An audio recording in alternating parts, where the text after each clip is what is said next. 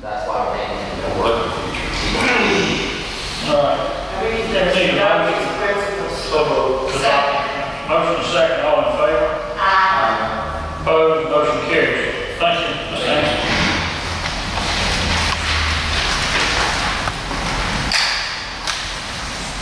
All right, recovery agreement, Long Beach Housing Authority, HUD City, of Long Beach, Albert Lane, Knight, PHI, HUD Director. Holly? Good evening. Thank you for having me. I'm going to be able to lay out a little bit about the situation and where we're at with Long Beach Housing Authority. Just to kind of set the tone so that everybody's on the same page, the housing authorities are actually their own entity. They're created under state law, and they have a board of commissioners, which the city appoints, so that's the board of commissioners, but they act as an independent entity. The reason that we come to the city of Long Beach when we're doing a recovery agreement, or frankly when we have any hot issue items, is that HUD is very committed to communities, to investment in communities, and developing in communities. And so that's why we come to you in partnership and often consult our housing authorities when situations are going on. But I do want to just lay out that this is the housing authority's own entity. Legally, they are their own entity and have their own responsibilities. Financially, fiduciary as Board of Commissioners for Long Beach Housing Authority. We're presenting a troubled recovery agreement, which we're asking the city of Long Beach enter into, along with the city of Long Beach Housing Authority. Within this troubled agency agreement, we are proposing consolidation of the Long Beach Housing Authority, and certainly we don't come to that with a wide conclusion. The housing authority is having some financial fiduciary problems. Our funding has changed in the way that the government funds the housing authorities. HUD no longer funds units that are vacant, and so after Katrina, the housing authority had vacant units that were turned over. The contractor turned these units over after being rehabbed, and they remained vacant for quite some time. And we are not paying for those units that are vacant, which leads into a problem fiduciary for next year. Also, the housing authority has not been collecting the amount of rent that it could collect, which also affects their bottom line. You may want to know that the amount that the housing authority collects in rent is also what the pilot or payment in lieu of taxes to the city is based on. So as a city, I think it would be very non-eligible to have higher payment in lieu of taxes and the housing authority making sure that they collect that rent and they do those compliance issues that HUD says that they're supposed to do. Within this consolidation and financial deficit issue, we are kind of moving forward the time frame, and that really is just a bottom line basis business decision. The housing authority met, the Board of Commissioners met in a public meeting, which people could come and voice their opinions. They looked at the financial audit from last year. They looked at the unaudited financials that have been submitted so far, and they looked at the funding that we're going to give. We base our funding on a calendar year, so January 1 starts the new year. The housing authority has operated in a deficit and has utilized their reserves for the past couple of years, 2009, 2010, 2011. In 2012, they're not going to receive as much money from HUD, and now they don't have reserves to rely on. So we're at this it's just a financial business decision. The housing authority doesn't have the funds to support the current management structure, the current structure that they're under. Region 8, Housing for Mississippi Regional Housing Authority number 8 has jurisdiction over this area. They have come in graciously and have been managing this agency. Within 30 days, they were able to occupy all of the remaining units. So that tells HUD that there is a need here in Long Beach for affordable housing. We have made a considerable investment in both of the developments. HUD has invested, as well as the state CDBG disaster fund has invested approximately $5 million. We do not want to see these assets deteriorate in your community because of lack of funding for management and operations. And so that's why we are here today asking for this recovery agreement, which also involves consolidation. Now, there is another option. Certainly, we're in a deficit. The city could agree to provide some funds from the general fund or another source to make up the deficit for the operations. That is a potential. I know in these tough times where the federal government is having difficulties funding all programs at the law, certainly local communities may not have that option. I also wanted to mention that the Region 8 Housing Authority has some programs that the Long Beach Housing Authority has not been able to implement, even though they have these same programs available to them. For example, the Section 8 program has a program called Family Self-Sufficiency, and within this program, the residents have the opportunity to actually grow the escrow or savings account as well as participate in a home ownership program. In all the years that Long Beach Housing Authority has been operating this program, has not had anybody graduate earning escrow or have utilized the program for home ownership. Region 8 has a long history of partnering with Habitat, partnering with other self-sufficiency type agencies, and have had numerous successful home ownership people who have bought homes, as well as who have saved anywhere from $5,000 to $15,000. So you're really getting a great service by the resources that Region 8 brings to the table. I'm happy to answer any questions. Again, bottom line, this is a funding issue. We do not pay for vacant units, and we are asking that the Housing Authority be able to collect rent. That is a fair, prudent thing, and that makes part of their budget, and they haven't been able to do this in the past. That's all we're for. Questions? I still just don't understand how we got to the position we are. This has been going on since 2005 and 2006.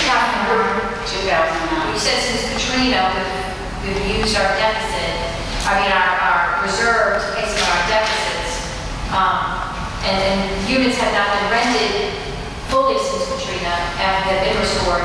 And we're just hearing about this now. I don't understand how for 3 or 4 years it's not been raised as an issue that we could have addressed earlier and not gotten to the position we're in now where we're forced, obviously, to make this choice because we don't have funds to pay the deficit. Well, so since 2005, the Housing Authority was not being assessed for their units. We were not, obviously, the units were damaged, and certainly we weren't going to designate an agency trouble when the units were viable, and there was a lot of effort to revive those units. In February of this past year, the contractor turned those units over to the Housing Authority, and at that time, they should have worked to be occupied, and we started counting those days and those units as not being occupied, and the fact that they do not fund when there are potential available. Was there not an investigation as to why the units weren't being occupied? Because there's obviously a need out there, and there's something missing as to why the units were not occupied. So that's why we began working with the current board, who has aggressively worked with us and closely with us. They have numerous times asked questions of their former management. Were unable to get answers from their manager. We also asked numerous questions, were unable to get information. And so that's how we started working with the board, saying, why aren't these units occupied? And we developed an improvement plan for the occupied units. And finally, the board did take action. They changed management. They brought Mississippi Regional Housing Authority number 8 in and got those units occupied within 30 days. How much money do we owe? You're running a deficit. You're running a deficit each year. It has actually increased. It's not, you don't owe any money yet. There's no owe. And there there's no loan associated with this. But we're looking at in 2009, based on the audit amounts $83,000. In 2012, $167,000. You have not been audited. An official audit hasn't been submitted to HUD for 2011 yet. So we just have the unaudited statements at this point in time, and we're looking at $191,000. This contract that is in front of us, so is not a contract for recovery, it's actually a consolidation contract, and I read it as a contract for recovery until March 2012. This, what is in front of you, is a contract for a recovery agreement. Within the recovery agreement is the consolidation, and the reason that it does go out that far is because that's the next time you'll assess the housing. We have what's called a FOS assessment, and this is our public housing assessment system, and housing authorities are scored each year they're based on financial, they're based on their physical, they're based on management. In the past, they were even based on the resident piece. There's a new scoring system, we call it FOS, or we speak in acronyms, but it's public housing scoring system. And in that, we will be scoring capital fund, and our management scoring system changes a little bit to even strengthen even more, scoring it based on the number of units occupied. HUD is converted to a private management model, just like any private apartment complex. We're only funding what is occupied, and we're also scoring them based on what they're collecting, the number of days that units are vacant, and any outstanding receivables that are owed. So that's why the recovery agreement goes out that far. That's our next assessment. So if the recovery unit, like you're speaking about, does come about and you do recover, does it turn it back over to the city? No, actually, based on the unaudited scores right now, and this is just predicted based on our lending analysis and based on the FOS analysis, you'll be troubled every year. And the problem is not recovering based on that score now. Now that we have the unaudited, it's a matter of finance. It's not a matter of just how they score, how they're not going to score. It's bottom line, a financial business decision. The Long Beach board has looked extensively. I've met with them. They've met independently. They've had open meetings. They've met and discussed these financial issues and didn't come to this decision lightly. Their board has also already agreed for consolidation. There's a wealth of resources that come along with that. And Region 8 is such a large organization that they're actually going to be able to take the deficit in the first year. They'll actually take a little bit of a deficit hit on the property. Is there an investigation as to why we got to a deficit? It sounds like there's obviously mismanagement, and it's not a little bit of money, it's a lot of money. So is there an investigation? A HUD team, a trouble agency team has come in and completed a review. At this time, there is no criminal investigation ongoing, but I will tell you that we are working very closely with Region 8's accountant as well as their fee accountant to straighten out some of the financial issues. There's lack of coding, some things not being coded and charge properly to the proper accounts. But at this time, we don't suspect any fraud, if that's what you're asking. So will there be a investigation, a criminal investigation? Not at this time. I have a question. You talked about our housing authority meeting. I know when the Port Commission meets, I know when the Planning Commission meets, the housing authority, do they post when they meet? Do they have regular meetings, or have we just started having meetings when we discovered we were in trouble? They've been meeting all along. We did look at their governance. They meet regularly during meetings, and then they also call special meetings. Okay, if we approve this contract that's in front of us, I guess Mr. Simpson, Article 24, will we have a board, a housing board, or will that become?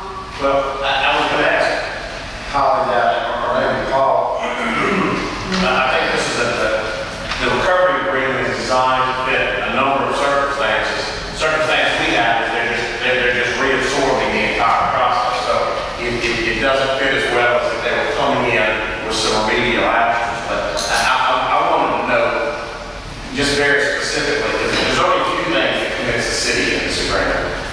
But one of them is that 24. By signing this agreement, does the city incur any further, are we undertaking to do anything further? That's what I've been trying to figure out. If you finish your audit and there is a bigger shortage than you think out there, by signing this, the city hasn't agreed to cover that.